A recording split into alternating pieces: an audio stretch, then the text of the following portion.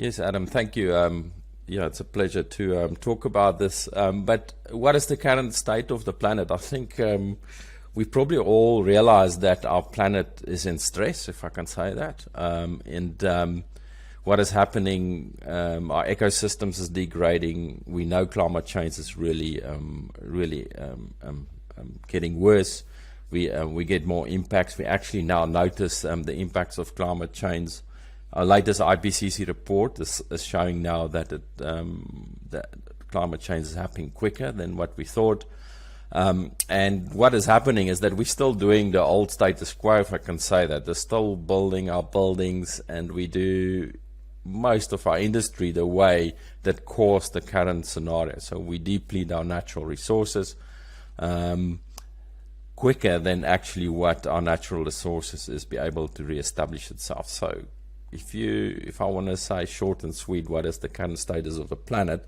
That is, it's degenerating, and this is where it's important. We need to understanding what is a regenerative system, so that the Earth can regulate itself and regenerate again, because that is what it was doing for 4.2 billion years, actually 3.8 billion years.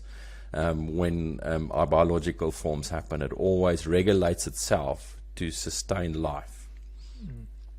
Yeah, and I mean, there's this, and what, looking at this sort of paradigm we're in, I mean, we look at GDP growth, that's always the big focus, and no one really ever extrapolates that out 200 years ahead and see where that actually ends, because it just is, you know, consumption. It doesn't really necessarily lead to the bright future that you're trying to paint here. Yeah, it doesn't. And the thing is that it's all focused on an economic system. So, and it's an industrial system. That means that we are still stuck into how to produce goods and for the human benefits itself. But if we have to look in the forward into the 200 years, what's going to happen even beyond that, we have to drastically change our worldview, if I can say that. And the worldview is that our economic systems, everything needs to be actually based now on ecological thinking or ecological base. So our value systems needs to be embedded in ecology. So maybe I would say we need to call this livable capital, and not the capital that we used to about creating industry. So livable capital means that we will put livability first, and that is livability of the natural systems and of humans. It's a drastic change of thinking, but we need to start somewhere, and that is really important to do. Absolutely, and of course there's been a huge focus on sustainability in a lot of spaces, but is that enough, and how is that different to actually regenerative design? You know, maybe with a couple of examples of what it actually looks like. Well, I think sustainability is definitely not enough. I think what happens if we look at the term of sustainability is or the definition of that is really embedded in one word, and that is sustainable. And sustainable means keep the status quo. And if we look at sustainable development, or how we do all these new sustainable things, it is always about minimum harm, or use less resources. It is not about improving that. So a guy, Ian McDonough, said that sustainability is only 100% less bad.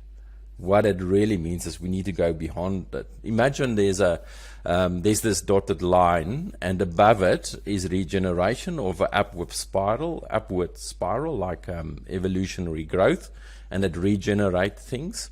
And under this line is a degenerative spiral, and that takes resources, but nothing can be replaced. So currently, our sustainability, what we implement in everything we do worldwide, is still a degenerative system. So it's under that dotted line, and it's a downward spiral. But if we go into regeneration, that means we go upwards, we replace, then we put back more than what we take. And that is a example of to become regenerative. So regenerative design, for example, we see what happens in the built environment now is that there's some designs of projects where they don't just use water or minimize potable water or is net zero potable water use. It is actually net positive water use. So it captures the rainwater, it replenishes the storm water, it put the water back into the aquifers. That is regenerative thinking. And this is another way we can think of, for example, of forests. If we just do sustainable forestry, it means we do the status quo and we want to make sure it's from sustainable forest. But if we go regenerative forestry, that means we go way beyond the current practice. We actually regenerate it, but we establish more. So we improve the ecosystems. We create bigger interconnected life cycle systems. How nature done it initially, and that is what we need to learn. And that's not what we're doing currently. What sort of things need to change if we are to step towards regenerative forestry? Is a lot of land use change at the moment, or what are the sort of things? Well, I think so. It's interesting you say land use change. If you look at the planetary boundaries that's been put forward by Rockstrom and his team, it was as a scientist, and there was recent a documentary about it. And what they say, we've got these 9 planetary boundaries, and if we exceed these, we just look at systems collapse and extinction, and one of them is change in land use. So what is happening because of our rapid urbanization and population growth, we got urban sprawl, and it's not just how the urban sprawl is taking up natural land, but it is also how it uses resources. So land use change then basically take away all the areas that we can have natural growth. So if we look at sustainable forestry and we move to regenerative forestry, that means wherever we do our forestry, our regenerative forestry needs to be able still to provide the sources we need for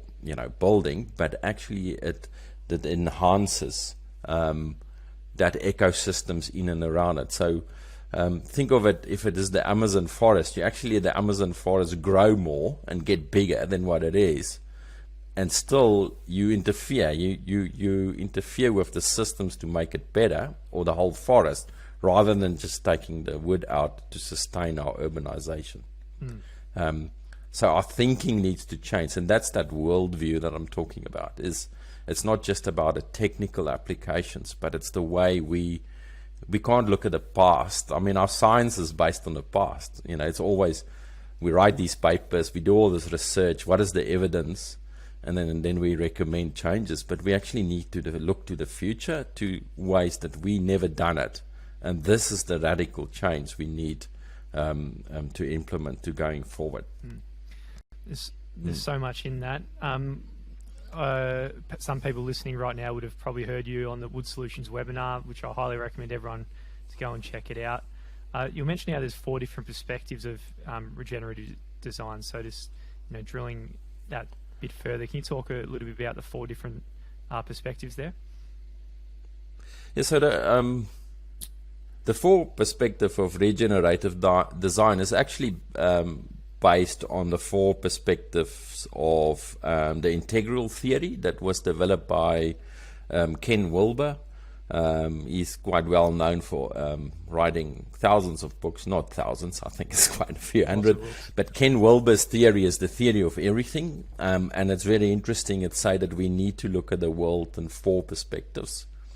And bring it to design and regeneration. Professor Mark Takei apply it to the sustainable integral design method. And when I look at how we need to regenerate our future, is overlay the spirals I'm talking about, the upward spiral, the downward spiral, degenerative and regenerative systems. But we can not only do it by technical means or by science, we need to do it from these 4 perspectives. So the first perspective, and as you referred to it, the perspectives of regenerative design, thank you for that. It's actually now we got a new perspectives to actually put a copyright on it. So the first perspective is that behaviors perspective. It's on the upper right-hand quadrant of integral theory, and that means what is behaviors of buildings themselves, systems, everything we do. So it's that performance. So when we look at the performance of things, what must they do so that it becomes regenerative? And a good simple example is the current building design. We go, it needs to achieve, for example, a 6-star Green Star certification, and it's got all these performance criteria. But what is that criteria to go into regenerative context so that it put back into the system? So that's performance. But a building on its own doesn't work. As we know, it's connected to everything. It sits in a city block, the city block sits in a city, the city sits in a region, and a region sits in the bigger ecosystems around it. It's in a country, it's a continent, and it's global. And that's where the systems perspectives come in. That is that right-hand bottom quadrant of the integral theory, where we need to look at that holistically. So it's quite interesting from Rockstrom in these 9 planetary boundaries. The biodiversity boundary is changed to include the biosphere. The reason is everything is interconnected. So when we look at the systems and whenever we do something, we need to understand how it all connects together and regulates itself. And this is where I come back to my previous statement that I said, the earth continues regulate itself to sustain life. And it's interesting, this is embedded in the Gaia theory by James Lovelock, and initially they thought the guy is just imagining, is utopian thinking, but there's now evidence that our whole earth system regulates itself. And then the next quadrant is the left-hand bottom quadrant, and that's about culture's perspective. So that means, what does it mean for us so that if we embrace nature and want to have a sustainable future, and what does our cultures do about it? Because as we know, if you think back to the French Revolution and when things changed and the Berlin Wall that came down, it is the cultures and the thinking and the value systems that change so that we do positive things. And that's what we need to do from a culture's perspective. So if we want to regenerate and become positive and become part of the evolutionary cycle, we as humans, the anthropogenic stage we're in, currently destroys everything. Our culture need to change that we improve things. And then the last one, the quadrant, the left upper quadrant, is about experiences perspective, and that's me and you. That is all of us. It's a simple example. If I walk into the forest, I think there's no one that can say they don't feel at peace, they love it, they feel regenerated, they feel healthy. It's the health and well-being. So what is our experiences? So go into an industrial site in a city that's derelict, you feel cold, you feel scared, you feel dead. So that's dead structures. Where we apply regenerative design, they become living structures. So can we put all of this complexity together to actually help moving forward? So yeah, it sounds a little bit complex, but it's not. But this is my proposal, that if we have to apply these 4 quadrants and this holistic thinking, because our current industrial thinking is the mechanical parts, that's how we do it. We need to actually forget about the parts. We need to put it together and then see how the parts can get a collective outcome. Yeah, well, there's so much in that. Like, I think it's something everyone knows. We don't need to see academic papers. It's like intuitively obvious. If you go into a concrete jail cell, it's just a horrible experience to your psychology. But if you go to, in the middle of nature, you're totally inspired, and the state of well-being you're in is entirely different. So it's, as you said, bringing that philosophy through to our design. And how does timber play out in these? Does it? There's obviously, we've had biophilic design topics with timber. Does this add to this regenerative 4 perspectives?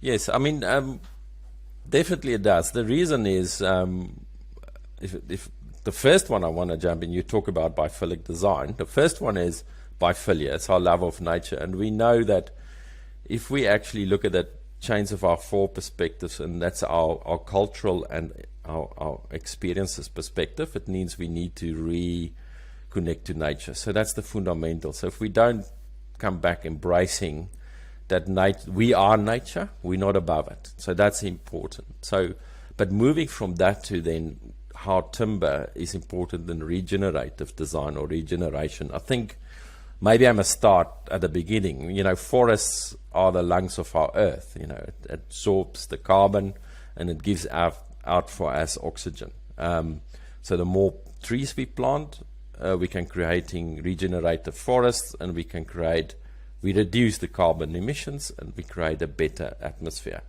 As soon as we got a better atmosphere, we got more oxygen, we got life on Earth. So the basic fundamental about timber is those trees that we plant. And as we know, it's I don't need to go into the science of it, but you know, if you think of Bronson and his team that wrote in 2017 the Natural Climate Solutions paper that everyone is citing now, it's where it really say that if we can provide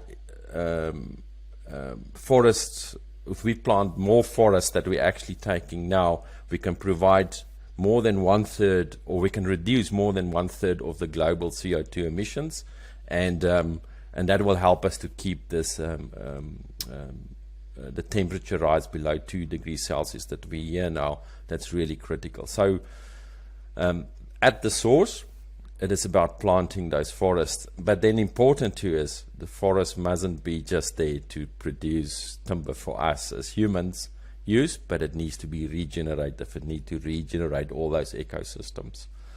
Then the second point really is that if we use timber in the place of concrete and steel, that is really fossil material. It is non-renewable. That means that we actually can renew our systems, because as we know, trees grow. So you cut the tree off and you plant another one, or even if you do regenerative timber, you don't have to cut the trees off in certain methods and certain ways. They always will regrow. So as part of that regrow, it becomes a regenerative system. It's quite interesting. The Potsdam Institute of Climate Impact Research in 2020 said that if we constructing our buildings, the accumulated emission, or all our buildings, if we start to move in that direction, and then we're talking about big buildings and in cities too, we would cut greenhouse gases that currently is coming from steel and concrete by at least 50% going forward. So I think 1 + 1 give us 2. So how can timber then be part of this regenerative thinking, a regenerative system? First of all, we know because of all the pollutions that happen and biodiversity loss, if we re-establish forests, and not just forests for timber use, but also forests for native forests, and increase natural ecosystems, we will outperform what we take from the earth. So Edward Wilson said that we need to put 50% of the earth back to wild nature, and I think the only way to do that is to put forests back, and maybe that is also the solution, helping provide us the material to build the structures we need, but at the same time putting back nature to the earth, what the earth needs. Absolutely. I might have question might be frustrating, Phil, but I guess the current paradigm for developers making a decision, or an architect, a lot of the time it's economically based. I guess the educating the consumers, those buying the property, if they understood what we're talking about here, maybe the economics could somehow flow in a way that regenerative design is starting to get more preferred in the future. Is this sort of happening? So more and more developers and realizing the benefits of this, and the economics playing out in the right way, or do we need to change things fundamentally even beyond that?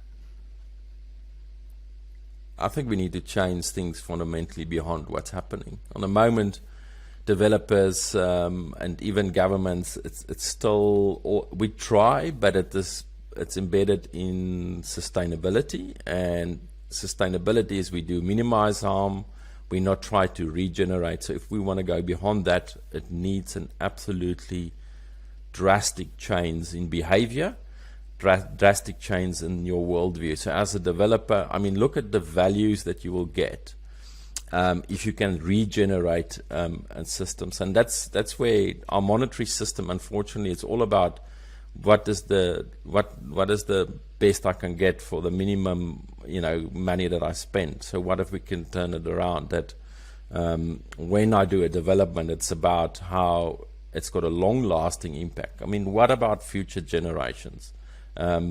We've got the issues now there that happens all over in Australia, that our developments is not producing the right amount, or it's not planting trees enough to deal with the heat island effect or heat waves. And the latest IPCC report clearly show it, that Australia is one of the highest contributors to these heat waves from suburban and urban areas. Now, what happened, and I've got an example close where I live, is that there's a new development coming up. There's a lot of trees that was of the farms.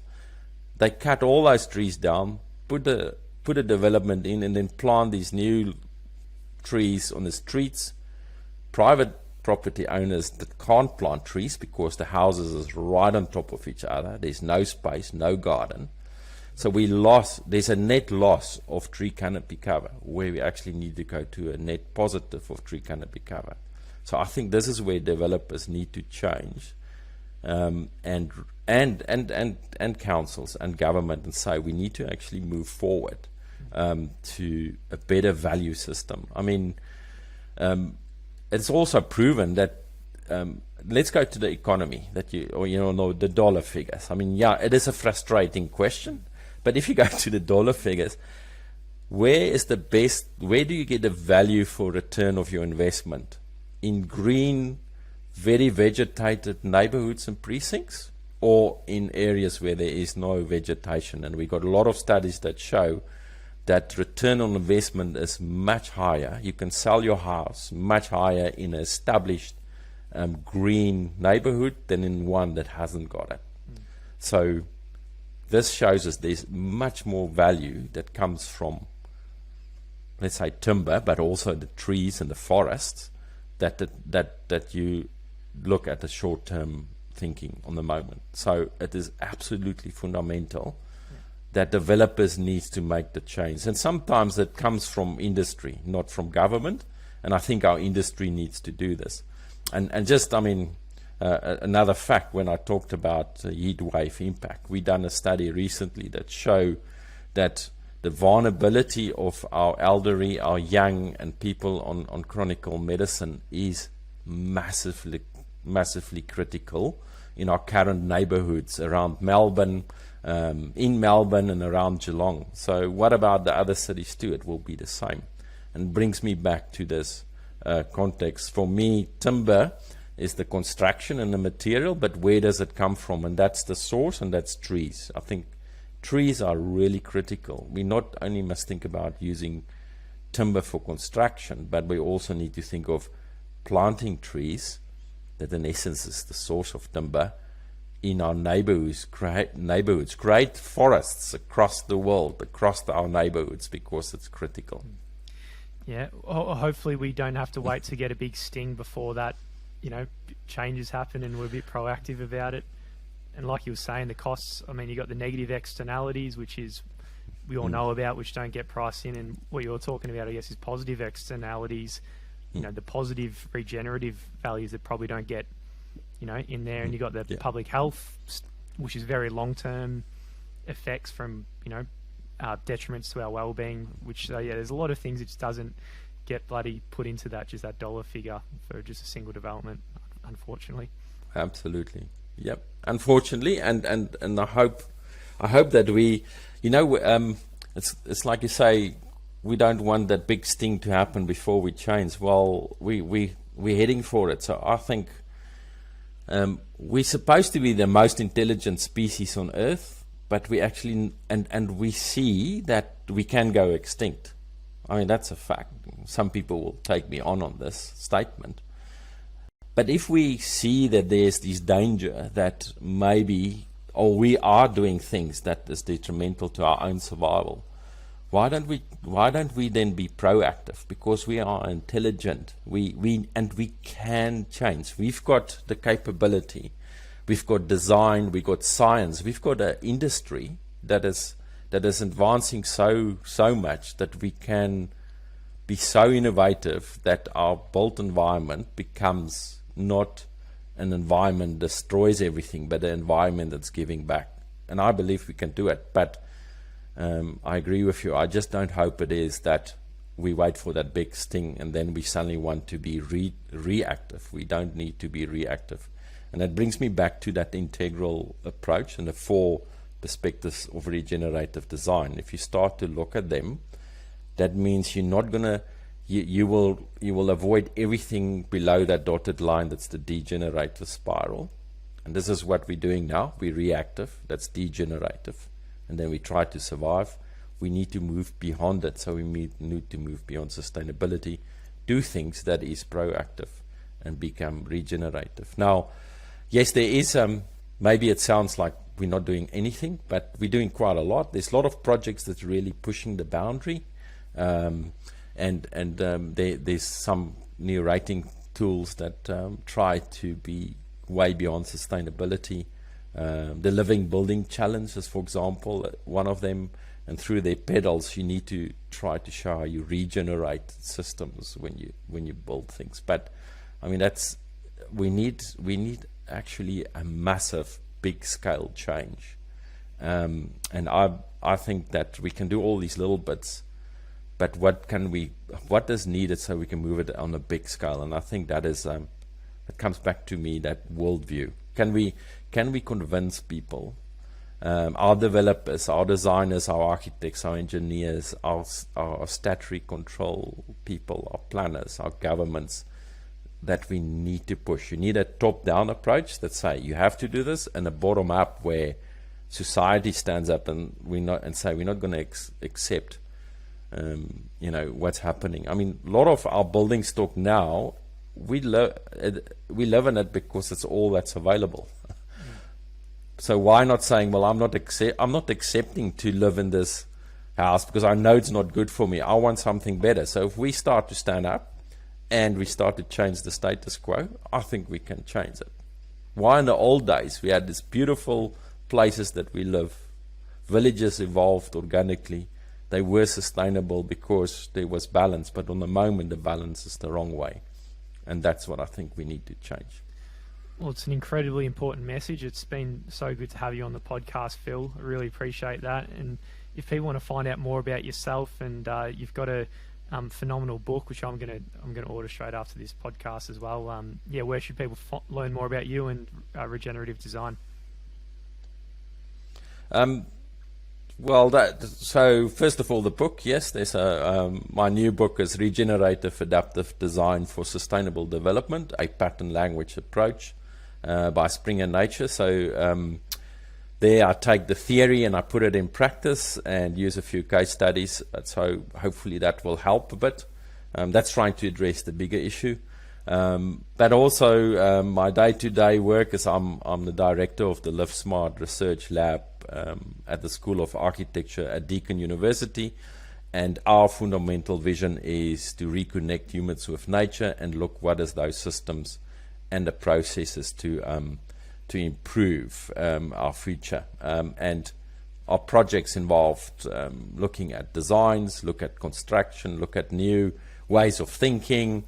It crosses across those 4 perspectives, very important. So it's about, let's look at what is those systems and behaviors, what is the cultural aspects, interesting, really important, indigenous knowledge systems. So how can we bring that knowledge to help us addressing this global issue? And then the other one is our experiences, and this is where at my lab we investigate that human connection, but also goes across science, design, architecture, art, and social, cultural context. So, that if you want to learn more, if you go on that website of our lab, you will find, you can always send me an email, and we'll hopefully help changing things, make things better.